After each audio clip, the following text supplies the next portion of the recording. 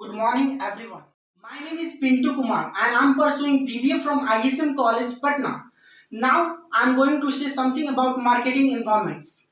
Marketing environment is also known as business environments. Now, move on to its definition. Marketing environment refer to factor and force which affects company ability to establish and maintain successful relationship with their customers. It also includes internal as well as external force which directly or indirectly affect marketing or activity of an organization.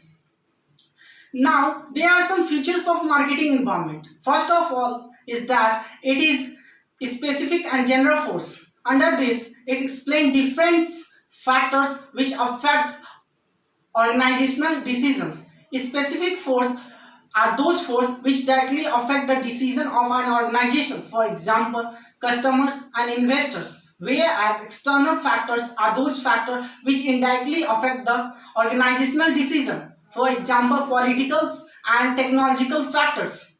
Second is that it is complex in nature because it include different marketing factors, and the interactions among all these elements make the marketing environments complex in nature. Third is that it is uncertain because it include that marketing factors are unpredictable in nature.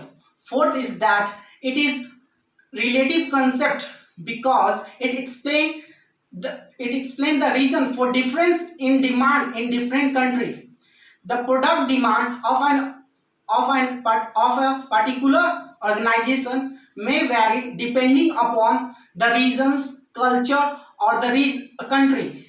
For example, sari are the traditional dress of women in India.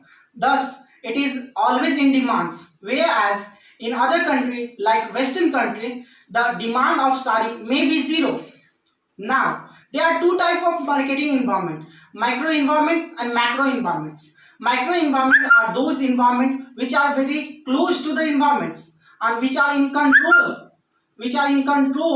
position of an organization. For examples, customer, supplier, marketing intermediaries, competitors, public, and the company itself.